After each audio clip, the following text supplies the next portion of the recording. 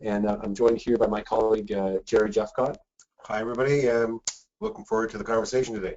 And this is a very timely webinar given this morning's press conference by some proponents, especially the Canadian Doctors for Medicare, that are calling on federal leaders to commit to national drug coverage or national Pharmacare program. Many of you will have seen, and some of you were actually at potentially that press release. So the national Pharmacare is an issue of growing national attention, and so this is an opportunity for people in the cancer survivor community and others to become more knowledgeable about the issue and contribute your thoughts through the interactive box at the bottom right, and we're going to get to that towards the end. We'd love to hear your opinion on issues around national Pharmacare, especially around the principles that you feel should be considered when developing a national Pharmacare program.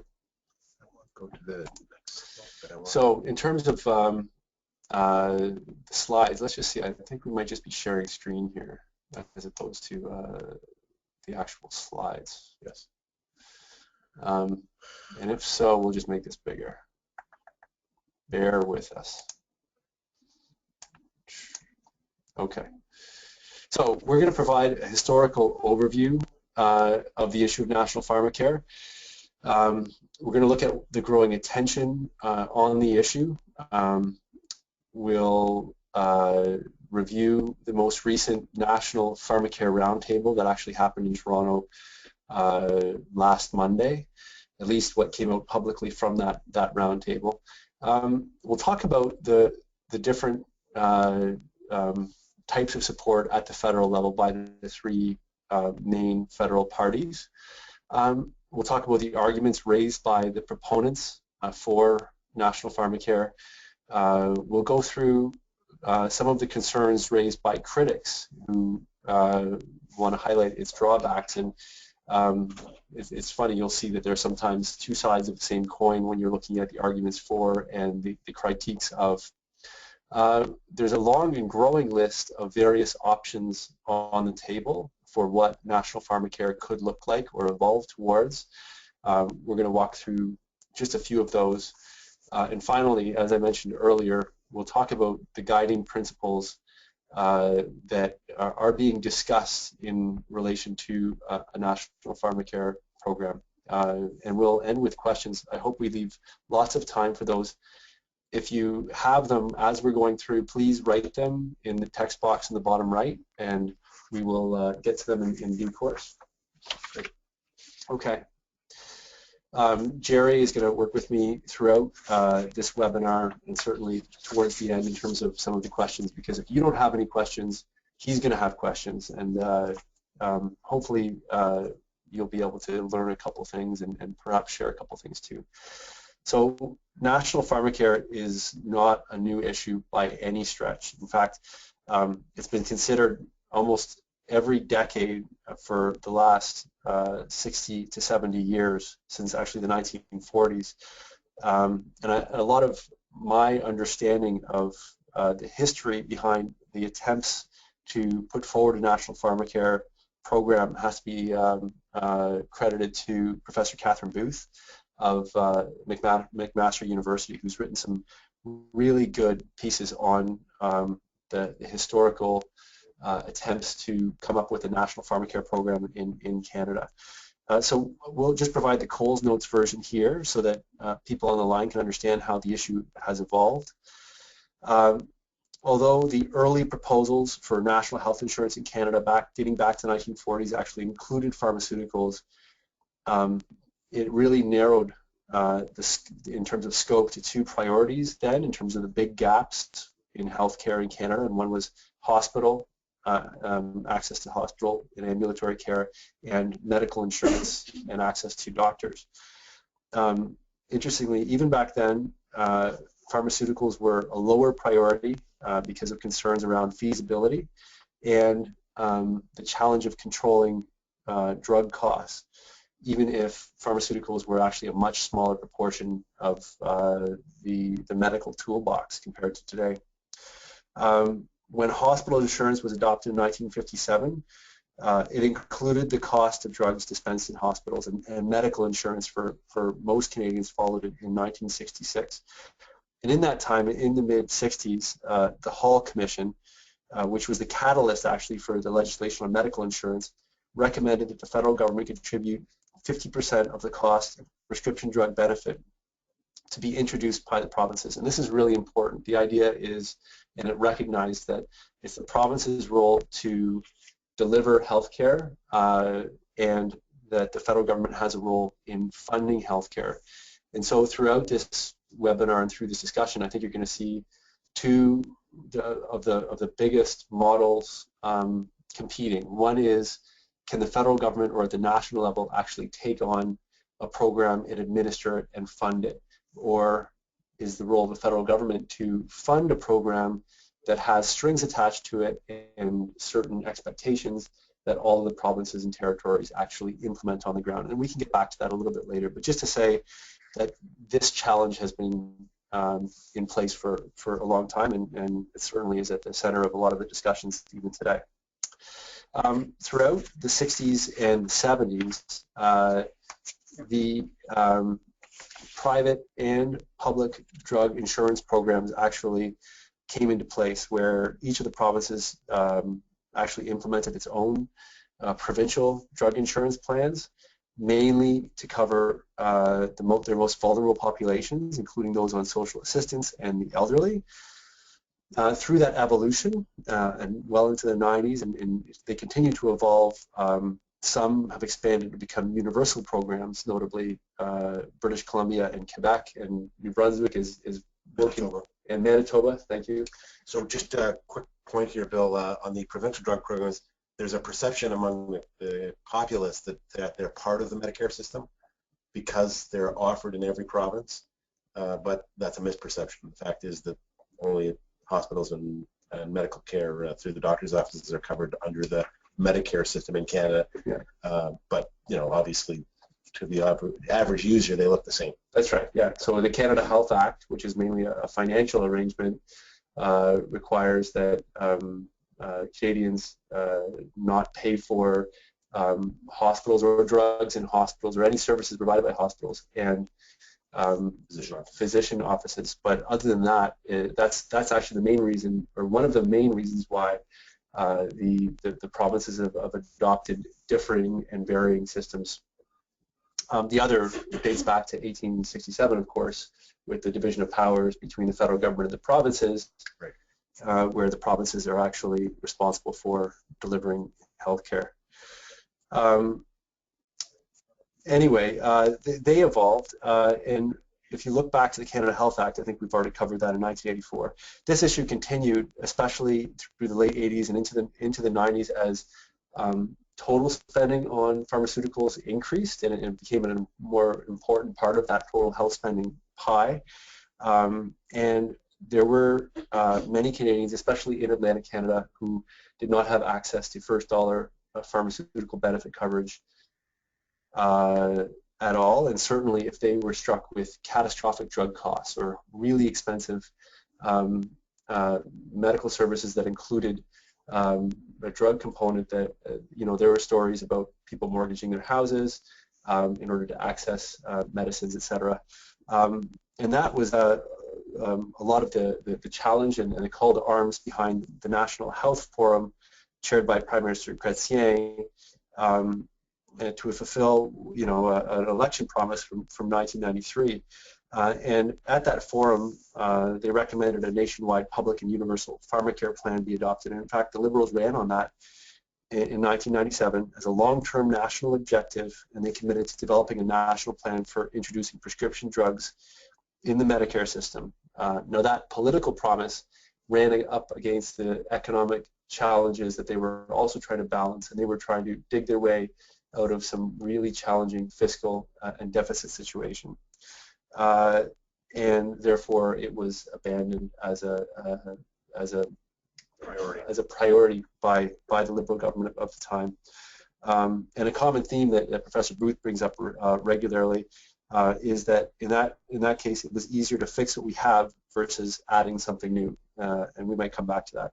On top of it, there was no real push by voters, by many voters, or this issue was not sufficiently salient for enough Canadians to actually vote on whether or not their government should be re-elected if they actually propose or put forward a national pharmacare plan.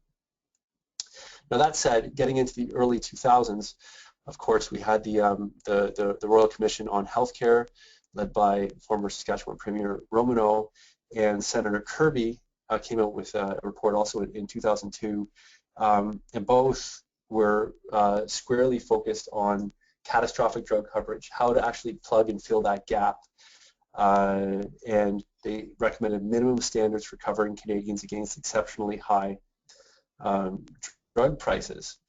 So interestingly, neither of them actually endorsed a national first dollar universal coverage program. They both focused on the catastrophic coverage. I think as a priority in the short term, I think that the Romano report would have seen that as a stepping stone towards a pharmacare program.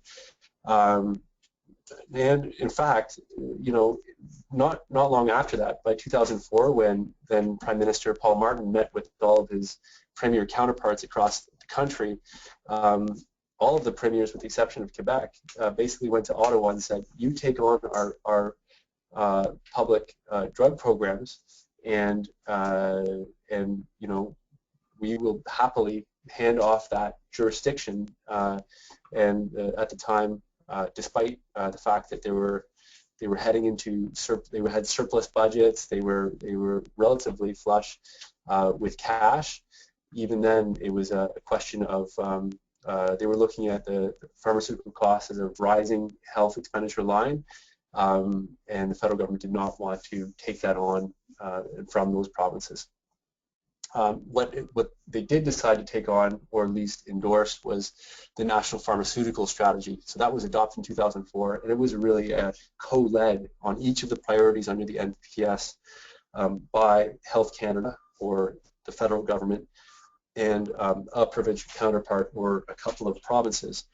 That functioned for 2.5 years, perhaps, until the Conservatives came to power in 2006.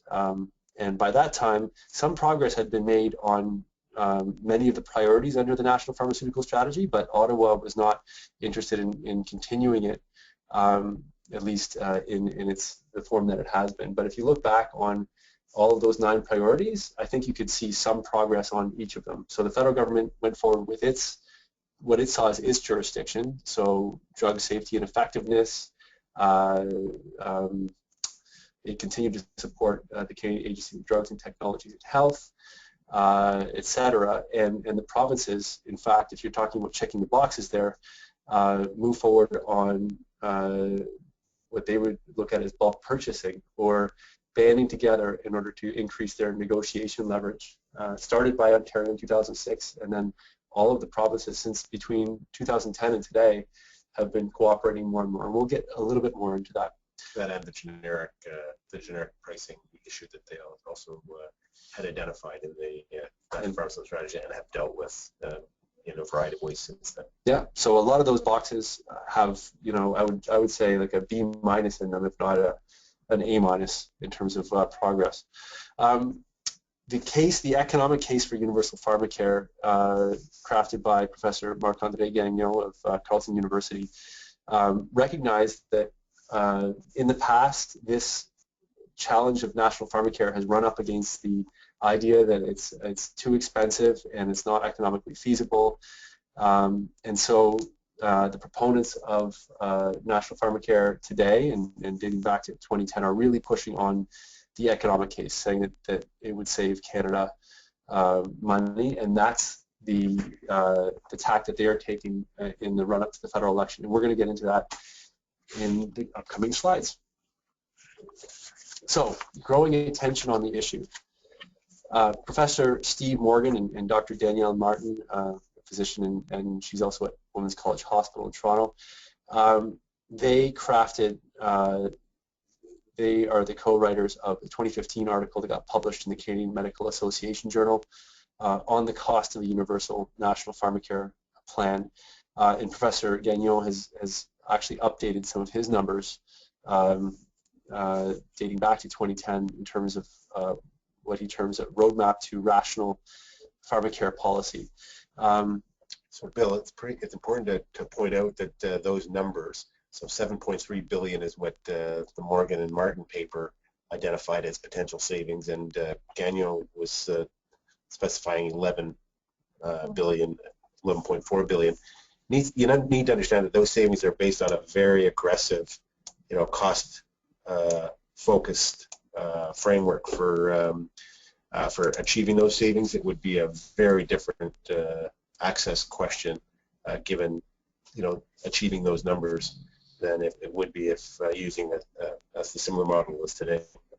Yeah, I think you're right, and we'll get into that in terms of the cost shifting that they actually address. They suggest that there would be overall savings for overall health spending across the country, but in fact they recognize that governments would be investing more by taking on a lot more drug benefits for a lot more Canadians, and so there would be an incremental investment there, but suggesting that municipalities and employers and others would be saving money.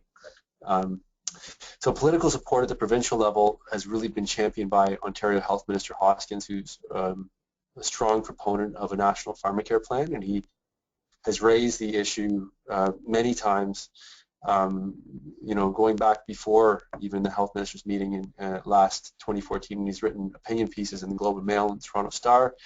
To Minister Hoskins' credit, he held a roundtable on the issue last week, and we'll get into that very shortly. Because actually a lot of other health ministers have at least attended that and are looking at it closely. Nova Scotia Health Minister favors Pharmacare, has come out publicly and said it, and the Quebec Minister of Health has also said he would be favorable if the federal government is ready to actually fund it. So the National Pharmacare Roundtable that was held last week was attended by health ministers from BC, Saskatchewan, Manitoba, New Brunswick, Newfoundland, the Northwest Territories, and a minister from Saskatchewan, plus advocates and academics. There's two things that we're telling that came out of that, and I think that they, and we'll get into it very shortly, are recognizing that this is a tough nut to crack, but they're determined to continue trying to hit the nut and to see actually what comes out and what steps they can take towards national pharmacare. So their statement said that we'll continue the conversation. At this session, they were explored costs, benefits, challenges, the experiences of various jurisdictions, and the impact of a pan-Canadian program. So they actually talked and learned about what they've already done to date on the Pan-Canadian Pharmaceutical Alliance, and examined on what other jurisdictions are doing in this area. And they said that we're going to continue the discussions. And most importantly, and I think that this is important for the later conversation we have on principles, they all have a common goal, and everyone in health sector has a common goal of improving access to healthcare and just improving health in general. The one quote I would like to pull, I think, from the Newfoundland health minister, whose Newfoundlanders are pretty known for being candid, was, I think a lot of us agree on where we want to get, but I'm not sure anybody fully understands yet how we're going to get there. So a good friend and fellow traveler on a lot of these issues, and I won't name her, was saying, pharmacare is a little bit like Jell-O. It's hard to actually define and figure out how we're going to get there. And if you're listening, please let me know, and I'll credit you, but I don't want to do it online. She said, well, just put Jell-O. I said, it's hard to nail Jell-O to a wall. And she said, well, just put the Jell-O in a Ziploc. Then it's a lot easier. So I think the question is, how can you put national pharmacare in a bag and nail it to the wall?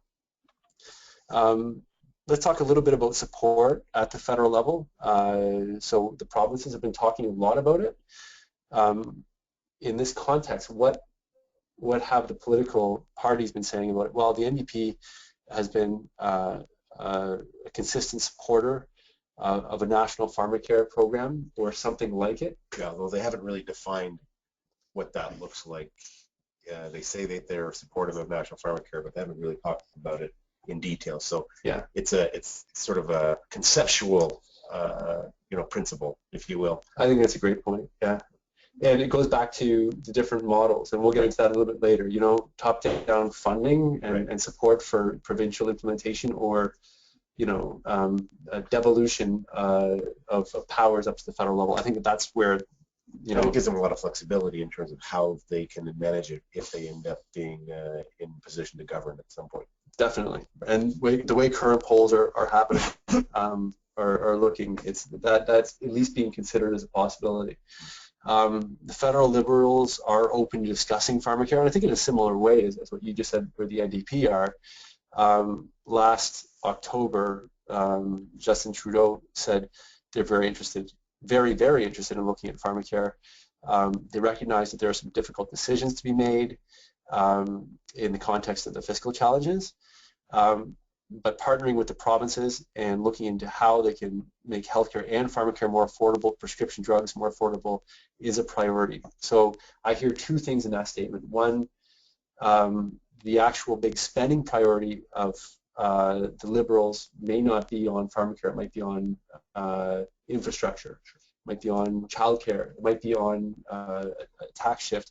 But secondly, and I'd say that this is consistent through the Liberals and the NDP, they're willing to sit down with their provincial counterparts and maybe reinvigorate or restart the national pharmaceutical strategy.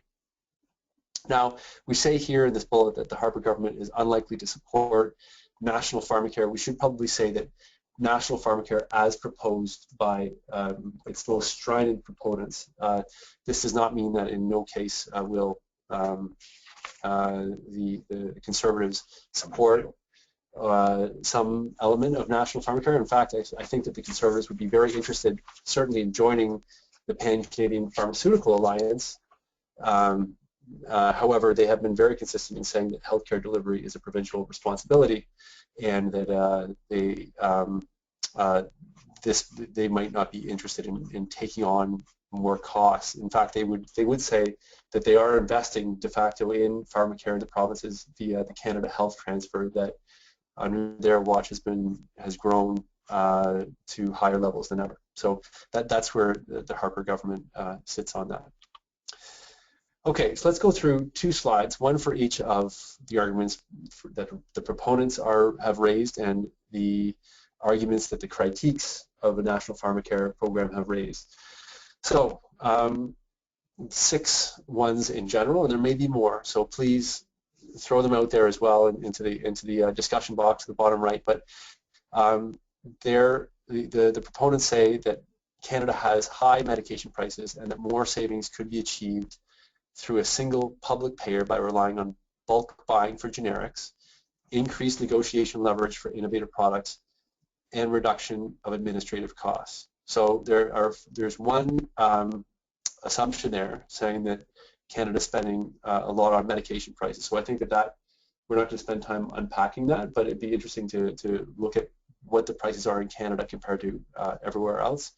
But those other 3 elements I think are really important. So a single public payer relying on bulk buying, that means that the private plans would not necessarily have a place in Canada, and there are about 23 to 24 million Canadians who rely on private plans for their first dollar coverage.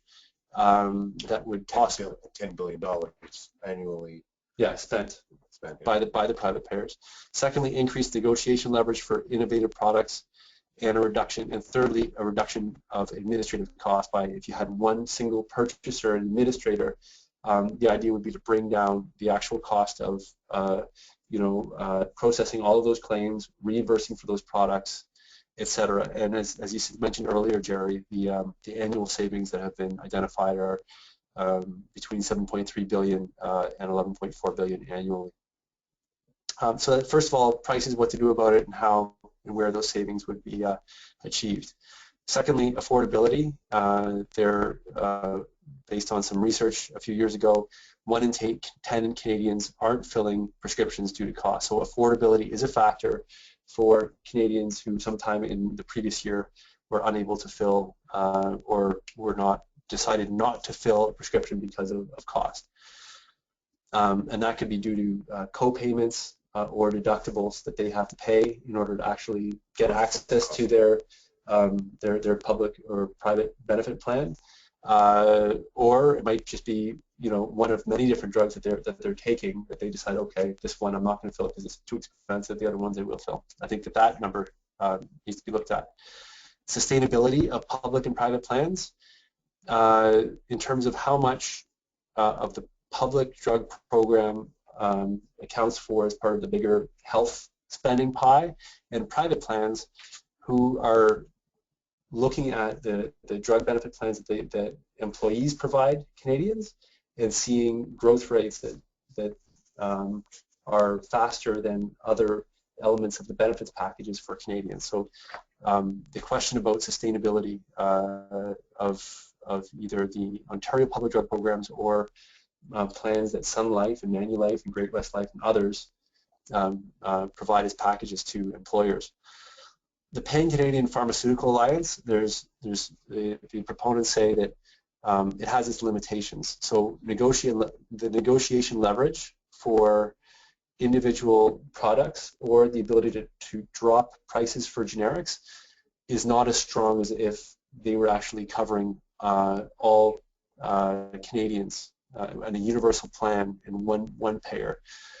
And probably the one that I think hits the most close to home or it resonates is the lack of equity, where Canadians feel like we should be in a country where I don't care if you're in Saskatchewan or in PEI or in Ontario, everyone should have access to high quality healthcare, including pharmaceuticals. And I think that's certainly true. And in previous webinars that we've helped host in terms of the way that the drug systems work, there is variation across the country. In terms of the question around pharmaceutical R&D, the proponents say, the industry is actually not investing as much as it could or said it would in research and development, number one, and two, that the R&D is actually going to follow the good science anyway. So even if we've got a great or a reimbursement system in Canada around drugs that is focused on driving down to the lowest dollar in terms of costs, that will not impact R&D because we've got great scientists, and that's what the companies want to invest in anyway. So those are the arguments for. We're going to try to do the counterpoint to that, and we'll go through these as well. So concerns raised by critics include the idea that standardization has its drawbacks. So if we standardize with one common formulary and one plan across the country, what will that formulary be? Will it be one that's more generous, or will it be one that is requiring patients to only go for one choice of a product before they go on to something else, as opposed to what the doctor wants to prescribe for them? So one concern raised by critics is that standardization has its drawbacks, and if all Canadians who have access to private programs now had to flick a switch and go on to public plans, these critics would say, what would they lose by doing that in terms of coverage to, drugs A, B, and C? Yeah, many people would be pretty unhappy, for example, if they have to live with the PEI formulary across the country, if that's, what the lowest common denominator ends up being. Yeah, and I might be unhappy living with the PEI last winter too. There you go. There's some bad tangents. Sorry again.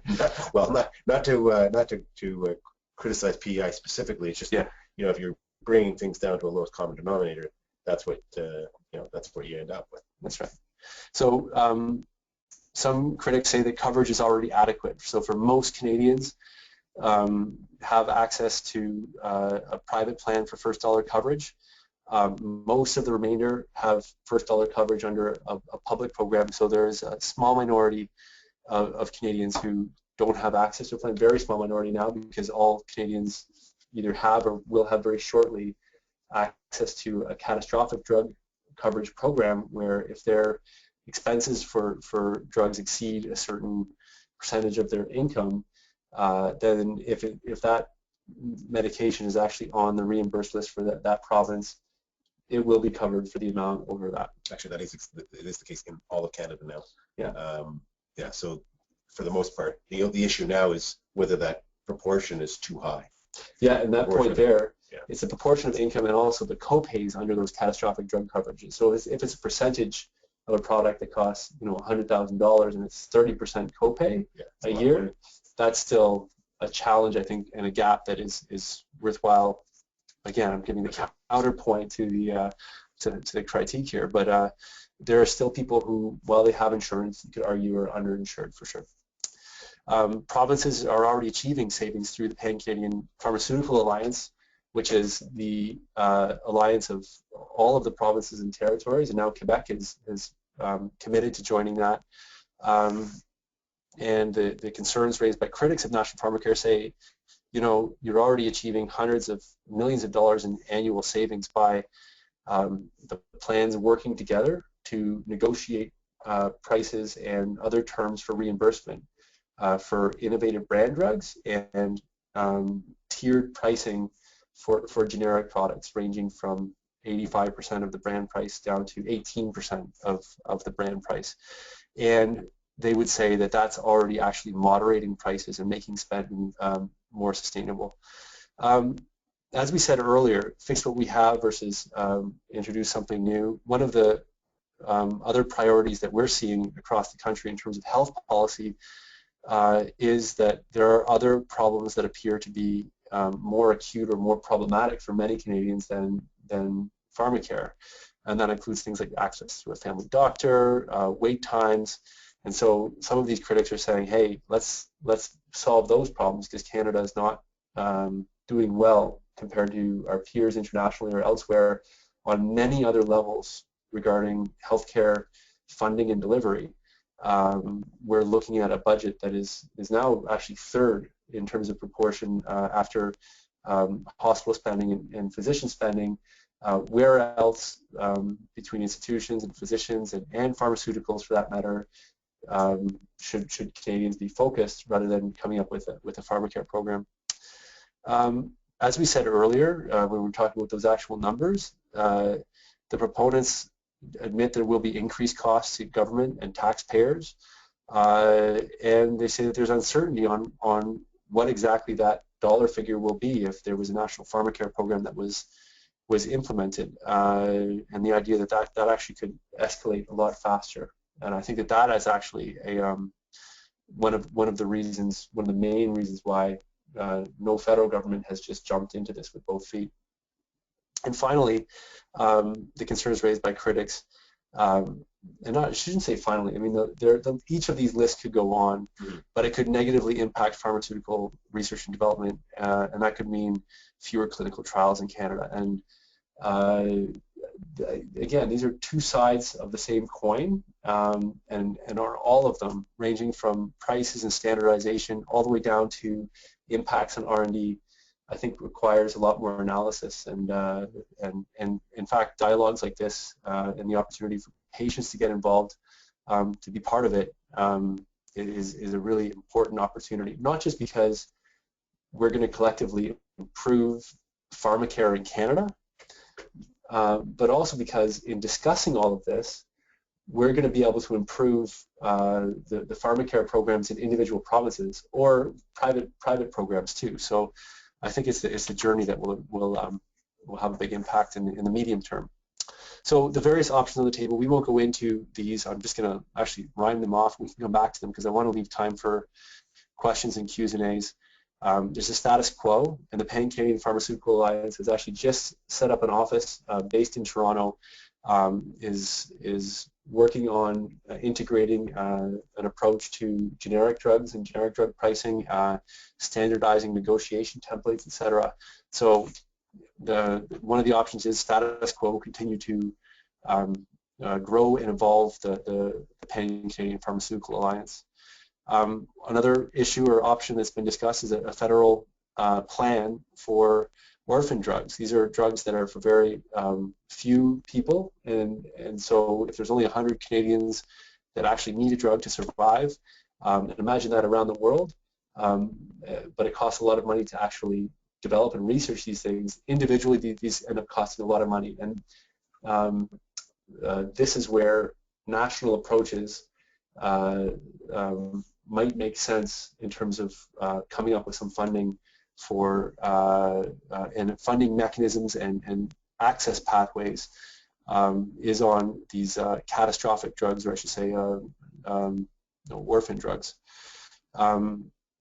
Individual health savings funds for future Pharmacare benefits. So Bill Robson of the C.D. Howe Institute, Jeff Simpson of the Globe and Mail in his book Critical Condition, I think it was called, both highlighted that there's a lot of wealth that is getting into its retirement age, or I should say people who are wealthy, who are going into retirement.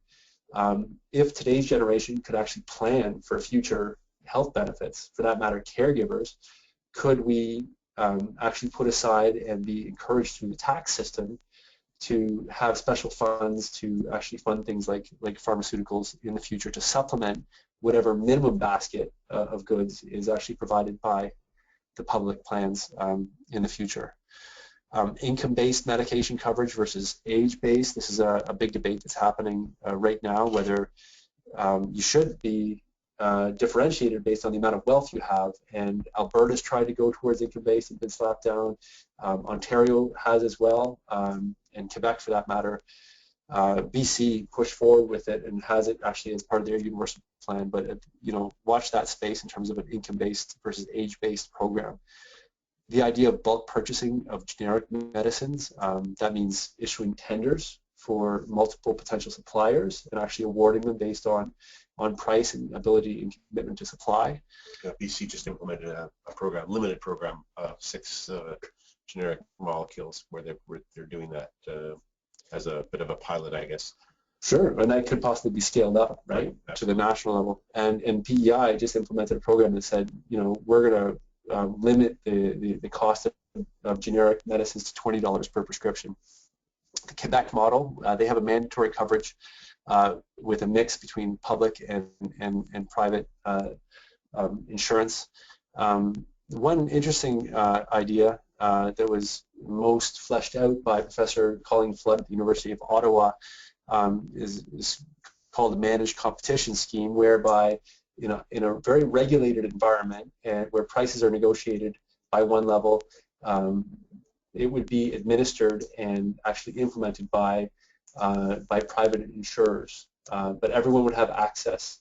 That's a model used in a variety of countries in the world actually already. It's quite common in European countries to follow that model. I have to say though, it's refreshing and interesting to see that getting into the nitty-gritty of how these things work is starting more in the last few months than I've seen in the last 10 years, 12 years that I've been working on this. And finally, a universal, and I shouldn't say finally again, there's more, a universal national insurance plan with first dollar coverage and one single public payer. And that's the plan that I think sort of shines through when you're looking at the press conference this morning and elsewhere. That's what they'd like to see. So guiding principles. I think the Canadian Pharmacists Association released its statement a while ago, and it's probably the most concise statement that I've seen recently on a national Pharmacare program, and that's based on the core principle that all Canadians should be able to access medically necessary medications regardless of income. And they have a few sub principles under that. Jeff Dixon at a recent Monison conference publication notes that any model should be evaluated against a number of criteria or principles, including financial sustainability, equity, individual choice, national pricing, and multi-jurisdictional authority, recognizing that it's the provinces that actually deliver healthcare, and that although you could have national pricing, these need to be integrated and adopted by the plans. So regardless of what we're talking about here, a lot of these principles could be applied even at the individual provincial level. So either at the national or the provincial or regional levels, we're only talking about 3 things that we're looking for principles. And we're talking about a basket. 1, what's in the basket, right? So what's going to be covered. 2, who gets access to the basket? Who can actually reach into the basket and get their medications. And under what circumstances. And under what circumstances. And 3, who pays for the basket? You know, if you get to get access to the basket, you have to pull some money out of your pocket. And based on those three challenges, it makes it sound so easy when we're talking about baskets. What are the principles that Canadians want to want in place when they're actually building these baskets for everybody? Does that make you a basket case? Yeah, I've been accused of worse, Gerry. Okay, so with that, what do you think we open it up? We've got about 15 minutes left. We've got a few questions up here in terms of like, what are the barriers to access medications and how can they be addressed? How could the current system be enhanced or changed, or could that basket be thrown out and a new basket brought in that would just be bigger and cover everybody? What measures could be taken to improve the timely patient access to medications? And what principles should guide any changes to these programs, including any potential national Pharmacare plan? So I'm just looking to the bottom right hand of the screen. Thank you for letting me know again that I sound okay. Nothing personal. I still have an echo. I am looking to many people out there that I know are listening, and that we have some really good questions. Gerry, do you have any thoughts on what we just went through? Well, I mean, one of the things that sort of struck me as we were talking, Bill, was you know, this sort of push for national universal first dollar coverage. You know, as a concept, is one that, of course, everybody, or you know, most people would say, absolutely, let's move forward. But I think we have to really look at you know, the implications of that in the you know, in the healthcare system. So you know, one of the models that people who propose national Pharmacare tend to follow is the New Zealand model. And I think what we found in New Zealand, where they have a very restrictive, you know, budget-limited Pharmacare program, is that you know, patients really are relying on very old medications in comparison to what's available to Canadian patients, for example, and it really has had an impact on the presence of the innovative industry within the jurisdiction. So, you know, if you're proposing a New Zealand model in Canada, which many are, you know, many of the persons that we've identified here during the discussion, you also have to, you know, understand what the trade-off is on that. So that was just a thought that sort of came to me as I listened to the conversation. So we've got a couple of questions that have come through. One about how do you get the insurance company to understand? You know, it's interesting. The insurance companies, in some respects, are on side, not with a national first dollar universal plan, but they are looking for the governments to provide them some assistance in managing their costs for the plans that they offer as well. And so they're asking for the governments to essentially provide the same benefits that they're able to negotiate with the pharmaceutical companies to the health provider industry as one process. They're also looking for the federal government through the Patented Medicines Price Review Board to you know, to give them some better control over the pricing of particular products. So in some respects, the insurance companies are looking for government assistance, but they're stopping short of saying, yeah, we think it's a good idea for us to get out of the business and for you to take it over. So I don't know, Amy, if that answers your question in any way. If it doesn't, then please pass along you know, another thought. So Jackie, and thank you, Amy, for your subsequent comment about the British system. In fact, they're looking. Everyone's looking at other jurisdictions all over the world on how to improve ours, and certainly the UK is a go-to jurisdiction that they're looking at for a potential model on how to improve things in Canada. And in fact, that's something I think that Jackie, your point in terms of what patients can do to move this forward, and in fact what the UK does really well in terms of what the government does well there. They really involve patients at all levels of engagement on how to evaluate these drugs or medications and reimburse these. I mean, they've got, I think, world-leading, although Canada is really doing well there too in terms of engaging patients on health technology assessment. But the UK is a good example of where patients are taking a leading role in explaining the burden of illness and the utility of medications in terms of dealing with that illness, recognizing that governments have limited budgets, that they're also taxpayers. So my main answer is, be at the table. Encourage this conversation to move forward, because as we do, we're going to collectively improve that basket. And it's interesting. We're talking about a national Pharmacare plan in order to increase equity across the country.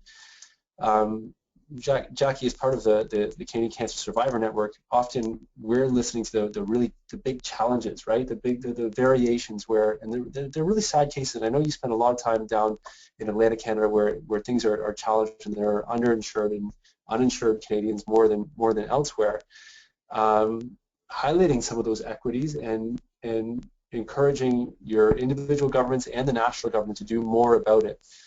I think it's an open question whether, if we moved everything to the national level, would that actually address and get patients the medications that they need? And that's the open question. And where patients could say, if you do move forward on this, we want it to be ensure that we're going to get access to the right products for the right patient at the right time.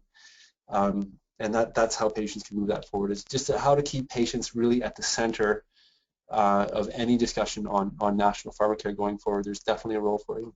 So, Bill, could I just jump in here for a second, just to let people know that there's a spot to ask questions at the top right of the screen. If anybody doesn't see the control panel there, there's a button at the top right of your screen, and you can click it. It's a little orange arrow, and if any of the people on the line don't see a place to ask questions right now, you can click that little orange arrow, and then you should see the questions bar. So sorry to interrupt you guys there, but I just wanted to make sure that everybody on the line could know where to ask questions if they didn't see that. So back to you guys. Okay. Thanks, Matt. Matt, you still sound like a robot, but that's okay. So in response to Serge's question about whether the provinces would essentially forego some of their decision-making authority around drug plans, I think that if the federal government was willing to take on the full cost burden and implement and administer the program, I think that the provinces would think of that positively, at least as a conversation starter. But I suspect that if the provinces themselves are being asked to continue to contribute a substantial component of the cost, then I suspect you're going to have some pushback in terms of giving authority to a national body, or a federal body or a national body. And you see that in the context of a PCPA framework, for example, or even through the CADITH process, where recommendations are being made about what should be or should not be reimbursed, and then each province goes back and makes a decision that's relevant to them in the context of those recommendations. And I suspect that you would never get a situation where they were being asked to put the money forward, where they would say, sure, you guys decide and we'll just write the check. So it really depends on who's paying and and the nature of the program. I think one of the other potential challenges politically, I mean, you're saying, would the provinces actually give it up? In some of the provinces have already, in previous governments, have said that they would like to. Mm-hmm. The flip side of that is, would the federal government want to actually take that on? Because when you take on any national program where you are going to be saying no to some people, and in this case, if you wanted to achieve the savings that have been projected by some of the proponents, despite the fact that you would be reducing spending in total as part of that, and even in the current state, the provinces are right now turning down or denying access to certain medications to individuals. Would a federal government want to actually take on that responsibility and have to bear that bad news? And this is actually one of the toughest files in any provincial government. It's sort of like, would Ottawa really want to be there catching that hot potato or that challenge? I think that's that's an open question. Not to mention that it's the fiscal burden and the challenge that has been the main rock against which National Pharmacare has foundered. Mm-hmm. So, any other questions for anybody? We've got about 5 minutes left. Yeah, what do you think, Gerry, about some of the regional initiatives around Pharmacare? Do you think, or for that matter, national? I was hinting at it before, but what is people are talking about the necessity of a national formulary, where there's one list that everyone across Canada is going to get access to this list of products. Is there already a de facto national formulary in place based on the alignment of the provinces around what the national health technology assessment bodies recommend and what they end up actually going forward and negotiating through PCPA? And are we walking towards that anyway? Yeah, I mean, certainly at some level that's the case. I mean, it's certainly not written down anywhere. And there are nuances even within that framework. So, for example, different provinces have different criteria around which drugs are being reimbursed under what circumstances. So, it's not accurate to say that there is a de facto national formulary in place, but there certainly are. There's a minimum standard. We could, if we took the time and energy, we could actually define what's available everywhere. And under what circumstances that could be done in Canada, and the vast majority of medications that are out there are covered by all provinces in a very similar way, but it's when you get to those individual situations where it starts to break down a little bit. There are differences. So different provinces will have, X copay and Y deductible that will be different from province to province, right? Yeah, or we'll cover this drug for these 3 things, where another province will cover it for 5 things. Yeah. So yes, there are just some distinctions. But at the end of the day, Phil, where the issue ends up coming to the fore is when an individual patient's struggling to get the medication that the doc wants to prescribe, or the health professional wants to prescribe, and that's where you start to see these the news coverage coming out, and people saying we want access to this particular drug. It's these are usually brought on by individuals or groups of individuals who are sort of raising issues related to a specific circumstance. So, I'm not sure that ever goes away, quite frankly. I mean, you're never going to find a situation, even if you create a universal first dollar coverage system, you're never going to have a situation where everything is covered under every circumstance. So there'll always be these things popping out of the woodwork. The question is, what's the balance that will create the most acceptable level of coverage that Canadians will be, would be comfortable with? You need to understand, as we look at some of these options, how much more restrictive it would be if scenario A was introduced versus scenario B. Yeah. So again, the restrictive issue is what's in the basket. Maybe that's the way that, although we talk about guiding principles, going back to my basket analogy, that I am a basket case, focusing on who and how these services are funded, who is covered for these services. Are they age-based, or are they income-based? Are they universal, or are they only if you don't have access to a private plan? And sorry, just back to Jackie's point about where patients can make a contribution. I think that one thing that patients can do is challenge the proponents, whether they be outside of government or inside government, when they produce an idea, what does National Pharmacare mean to them, to challenge them in terms of, okay, so what does that mean in terms of can I get access to the medications that I need under what circumstances? And I think that that's where patients can really make a contribution.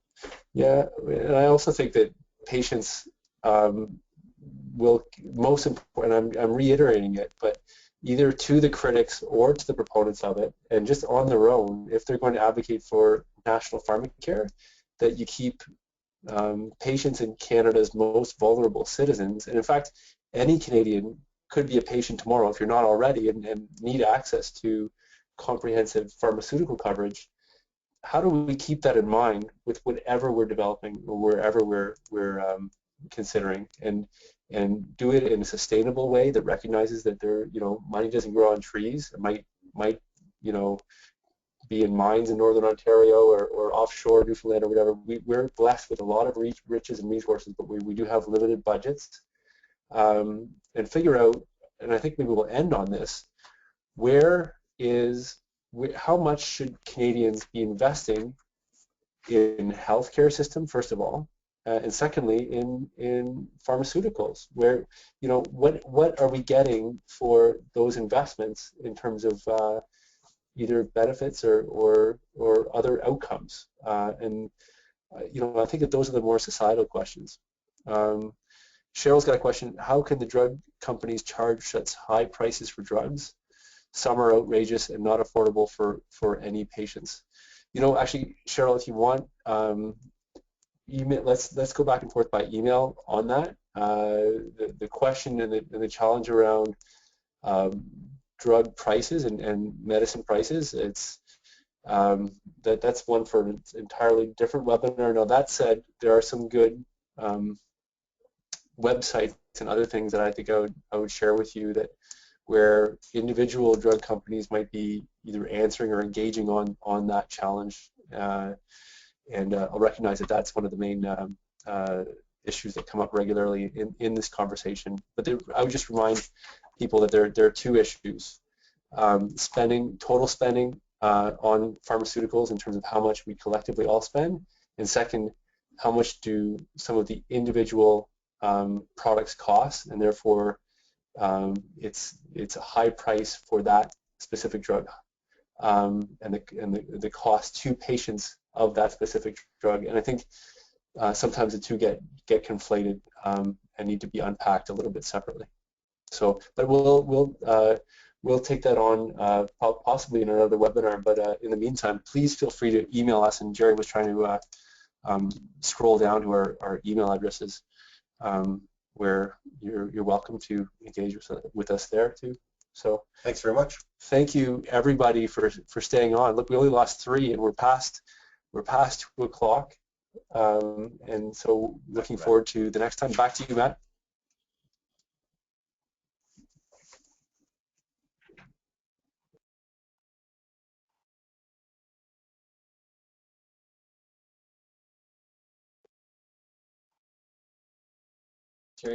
I'm just going to speak from here just to let everybody know that this will be going up on YouTube later today, likely, and also on SlideShare too, so you can find both of those things in a follow-up email that we're going to send out tomorrow afternoon, and you'll be able to find all the information there. So thanks to everybody for coming out today, and we'll see you all next time.